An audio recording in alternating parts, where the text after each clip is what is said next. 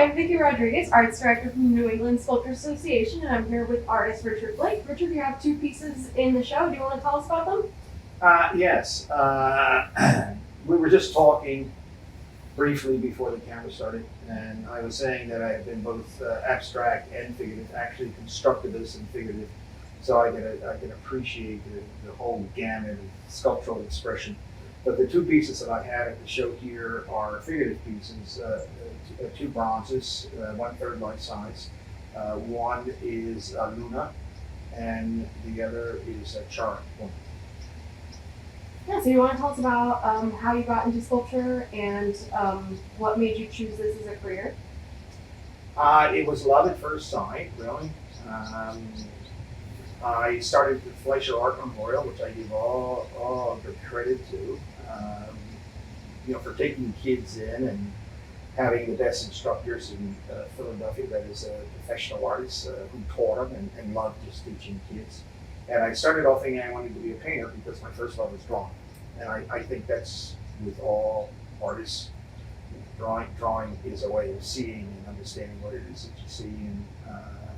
And I just found later that while I loved drawing, I didn't love painting nearly as much. And it was a mishap, but a fortunate one, that the bathroom on the 3rd floor where the painting studios were at that time was broken, and I had to go down to the basement and use that. And the basement is where all the dirty stuff happens, meaning sculpture and ceramics and so on. And as I passed through, it was just it was love at first sight. So that was the beginning. I think I was 14 then, and it's been sculpture ever since. I think that speaks a lot to the circumstances affecting your path. Would you say that the last year, lockdown, all the events have changed your approach to your work? Well, it certainly changed my approach to just about everything. Work being some of it, of course. I miss the camaraderie of other artists, and because the arts is a community, and sharing ideas, and just the personalities of artists is a big loss. But I would say that the epidemic, really visually didn't affect my work so much, and all of the terrible things that have happened in the last year and a half beyond the pandemic.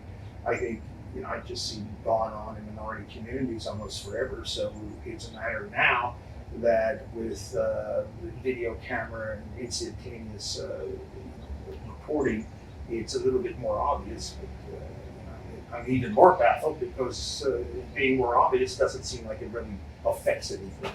So anyway. Some of your previous work, you've depicted historical figures like Frederick Douglass, Rosa Parks, Martin Luther King Jr. It seems like the two pieces that are in the show are a little bit more allegorical.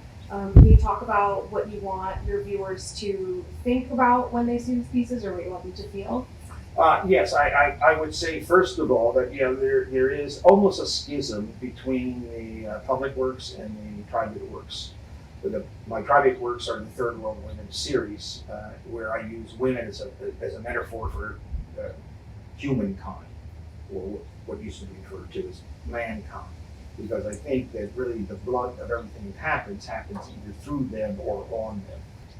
As far as being allegorical, there is some allegorical references, but I would say, and maybe it's contradictory, but it's also metaphorical as well. So there are intended layers behind just the visual image itself that I make reference to. But as far as I'm concerned, I do not see that as a necessity for the audience to come and be able to appreciate. The first thing to me is the icon, the image, and so on. And one of the things that I recall vividly that Noguchi said, which struck me at one of his lectures, was that when he said, "What is the most important role of sculpture?" He said, "Magic." Sculpture's magic. Yeah. All right, well, Richard, thank you so much. Yeah, it's Great a pleasure. talking to you. It's a pleasure. Thank you so much, and again, thank you for having me.